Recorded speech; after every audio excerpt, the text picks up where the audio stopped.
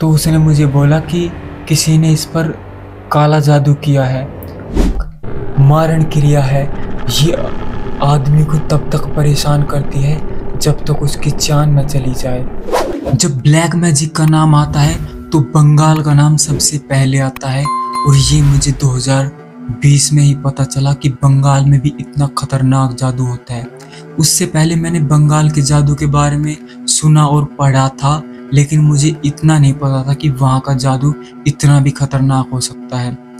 क्योंकि उस time Covid की छुट्टियाँ पड़ी हुई थी मेरे कॉलेज की, और मैं एक छोटी सी कंपनी में जॉब करने के लिए जाता था as a part time job. तो मेरी मुलाकात वहाँ पर मेरे एक दोस्त के साथ होती है जिसका नाम शीतल था। हमारी कुछ ही दिनों में अच्छी दोस्ती हो जाती है। मेरे साथ के 2 लड़के और मेरे साथ जाते थे, और वहाँ से कंपनी के पास उनका रूम था शीतल का, उसके साथ उसका भाई और उसका एक जो कज़न था वो भी आता था। तो हम सब वहाँ कंपनी में साथ ही मिलकर रहते थे। हम तो कभी कभार कंपनी से छुट्टी भी मार लेते, लेकिन जो शीतल और उसका भाई वासु और उसका कज़न जो मोहित था, वो कंपनी की कभी भी छुट्टी नहीं करते थे। और अचानक एक दिन वासु ने छुट्टी की, तो मैंने शीतल से ऐसे ही पूछा कि आज वासु नहीं आया? तो बोला कि नहीं, उसकी तबीयत खराब है, वो आज नहीं आया। तो उसके अगले दिन भी वासु नहीं आया। तो मैंने फिर पूछा क्या अभी वासु ठीक नहीं हुआ है? तो बोलता है कि नहीं, उसके पेट में दर्द है इसलिए वो आज भी नहीं आया। और उससे अगले दिन जब मैंने शीतल से पूछा कि आज भी नहीं आएगा क्या वासु, तो शीतल बोला कि नहीं यार, उसकी ज़्यादा तबीयत खराब है। अब मैं उसे देखने के लिए उसके रूम पर, जो कि कंपनी के पास ही था, वहाँ मिलने के लिए गया। मेरे साथ मेरा एक दोस्त भी था जो कि मेरे साथ मेरे गांव से ही बिलोंग करता था। तो हम दोनों उससे मिलने के लिए पहुंच गए। तो हमने देखा कि वो अपने चारपाई पर लेटा हुआ है अपने कमरे के अंदर, और उसकी तबीयत मुझे कुछ ज़्यादा ही ख़राब लग रही थी। वो अच्छी तरह से बोल भी नहीं पा रहा था। तो मैंने शीतल से पूछा क्या तुमने इसके पेट दर्द की से दवाई दिलाई या इसका कोई मेडिकल चेकअप करवाया? तो बोलता है कि हाँ करवाया, लेकिन उसमें कुछ नहीं आया। हम फिर थोड़ी देर के लिए उसके रूम पर ही बैठ गए उसका हाल चाल जानने के लिए। तभी शीतल हमारे लिए चाय बनाता है। हमने वहाँ पर चाय पी और कुछ देर के लिए हम वहाँ पर बातें करने लगे उससे, उसके हाल चाल, उसकी हेल्थ से रिलेटेड। तो तभी बातों ही बातों में शीतल ने मुझसे पूछा क्या तुम्हारे गांव में जंगली कबूतर मिल जाएंगे? मैं कहा जंगली कबूतर, उसका क्या करोगे तुम? तो बोला कि मुझे ज़रूरत है। तो मैं बोला कि हाँ शायद मिल भी सकते हैं, लेकिन वो ऐसे नहीं, उन्हें पकड़ना पड़ता है। तो बोला कि तुम मेरे लिए कल एक ला सकते हो? मैंने सोचा कि हो सकता है वासु को इसकी ज़रूरत हो सकता है इसकी दवाई में वो काम आता हो। तो मैंने उसे बोल दिया कि ठीक है मैं ले आऊँगा। अगले दिन जैसे ही मैं सुबह कंपनी में पहुंचा तो जाते ही मेरे से शीतल ने पूछा कि तुम वो जंगली कबूतर लेकर आए हो? तो मैंने उसे बोला कि नहीं यार, मैं तो भूल गया। क्या वो सच में लेके आना था?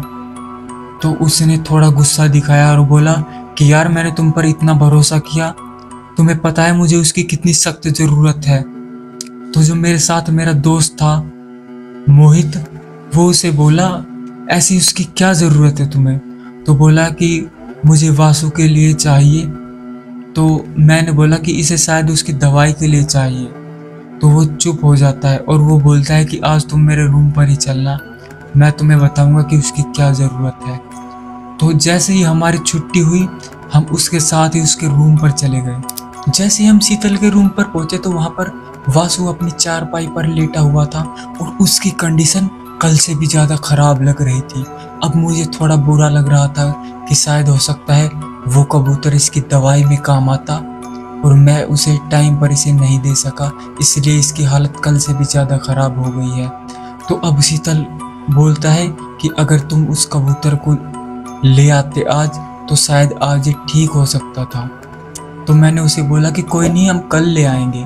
तो मेरे साथ जो मोहित आया हुआ था वो बोलता है कि मुझे पहले ये तो बताओ, तुम उस कबूतर का क्या करोगी? उसकी इसको सब्जी बनाकर खिलाओगे क्या? तो बोलता है कि नहीं, ऐसा कुछ नहीं है। तो बोलता है कि फिर क्या करोगे इसका? अब मुझे भी कुछ अजीब लगा कि मैं क्या यार, जब तुम इसको खिलाओगे नहीं तो क्या करोगे?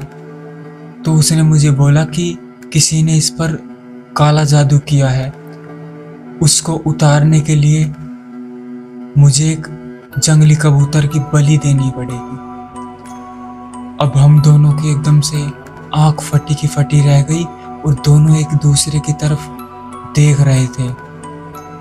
हालांकि उस टाइम तक मैं इन चीज़ों को नहीं मानता था और ना ही मैं इन सब पे विश्वास करता था कि ऐसा भी कुछ होता है। हाँ, लेकिन मैंने थोड़ा बहुत पढ़ा था, पर मुझे लगता था कि मैं इनको सिर्फ एज ए स्टोरी और ऐसे ही मनोरंजन के लिए पढ़ता था। लेकिन मुझे उस दिन रियलाइज हुआ। तो बोलता है कि तुम थोड़ी देर रुको। वो मुझे और मेरे दोस्त मोहित को शाम तक रुकने के लिए बोलता है और हम दोनों उसके रूम पर ही वहीं बैठ जाते। अब शाम हो जाती है और हम उसके रूम पर ही बैठे थे। मुझे और मेरे दोस्त मोहित को तो भूख भी लगने लगी थी, लेकिन वहाँ पर सिचुएशन ऐसी थी कि हम उसे कुछ खाने पीने के लिए भी नहीं बोल सकते थे, क्योंकि माहौल इतना टाइट हो चुका था। और तभी शीतल हमें बोलता है कि अभी थोड़ी देर में देखना क्या होता है। अब हम दोनों एकदम सतर्क हो गए कि पता नहीं यार क्या होगा, हो सकता है कभी कुछ वैसा हो भूत प्रेत का, कभी हम पर ही हमला नहीं कर दे। इसलिए हम जो वासु की खाट पर बैठे हुए थे एकदम हट के साइड में आ जाते हैं और वासु धीरे धीरे रोना स्टार्ट करता है और बोलता है कि मेरे सीने में बहुत तेज दर्द हो रहा है और ऐसा लग रहा है जैसे मेरे सीने में कोई कील ठोक रहा है, जैसे किसी ने अंदर घाव ही कर दिया है। अब हम शीतल से पूछते हैं कि यार ये क्या नई बला है? तो वो बताता है कि इसके नाम पर किसी ने हमारे वहाँ पर गुड़िया बनाई है कपड़े की। वो जैसे इस पर सुई चुभाता है तो इधर इसको दर्द होता है। तो हमने उसे पूछा कि ये कैसे संभव है, वो वहाँ से सुई चुभाएगा और इसे ऐसा महसूस होगा? तो बोलता है कि यही तो बंगाल के जादू का काला राज है, हमारे यहाँ पर ये बहुत ज़्यादा फेमस है। तो मैंने उसे पूछा कि तुम्हें कैसे पता चला कि इसे ये प्रॉब्लम है? तो वो बोला कि हमने अपने घर पे फ़ोन किया था और वहाँ से गुरुजी से बात हुई, तो गुरुजी ने हमें बताया कि इस पर किसी ने जादू किया है, अगर तुम वहीं पर ही किसी कबूतर की बलि दे दोगे तो इसको टाल दिया जाएगा। तो वो बताता है कि जिसने भी इस पर ये किया है वो बहुत ही खतरनाक मारण क्रिया है, ये आदमी को तब तक परेशान करती है जब तक उसकी जान न चली जाए और ये जान लेकर ही हटती है। तो मैंने बोला कि फिर कबूतर?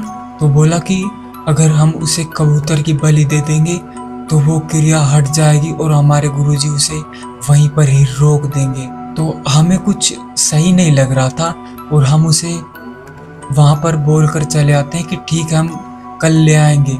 लेकिन रास्ते में जाते हुए मैं और मोहित बोलते हैं कि यार ये तो बहुत खतरनाक काम है, इसमें तो कुछ भी हो सकता है, शायद हम पर ही कुछ हो गया। तो उस टाइम हम इतना डर गए कि हम दोनों ने अगले दिन छुट्टी ही मार ली। हम दोनों अपनी कंपनी में ही नहीं गए और उससे अगले दिन जैसे ही हम दोनों कंपनी में जाते हैं तो हमें पता चला कि शीतल कल ही अपने घर चला गया अपने भाई को लेकर, क्योंकि उसके भाई की बहुत ज़्यादा तबीयत खराब हो गई थी। उसके अगले दिन हमने शीतल के पास फ़ोन किया उसके भाई का हाल चाल जानने के लिए। तो हमारी शीतल से बात हुई, फिर उसने बताया कि हाँ अब मेरा भाई ठीक है, हमारे गुरुजी ने आदेश दिया था कि अब बहुत ही सिचुएशन ख़राब हो चुकी है, तुम्हें आज ही वापस आना पड़ेगा। हम परसों सुबह ही वहाँ से निकल गए थे और जैसे ही वहाँ पहुँचे हम अपने गुरुजी के पास गए और गुरुजी ने ही इसका निवारण किया।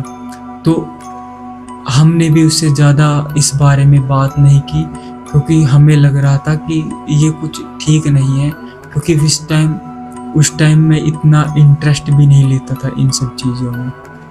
उसके बाद मुझे जब इसके बारे में पता चला तो मैंने खुद इसके बारे में काफ़ी जगह सर्च किया और तब मुझे जाकर पता चला कि बंगाल में जो जादू है वो कितना ज़्यादा फेमस और ख़तरनाक है। वहाँ के जादू के बारे में ऐसा कहा जाता है अगर किसी पर वो जादू कर दिया जाए तो उसके बचने के बहुत कम ही चांस होते हैं, बहुत रेयर केसों में ही लोग बच पाते हैं। तो कैसी लगी आपको हमारी वीडियो?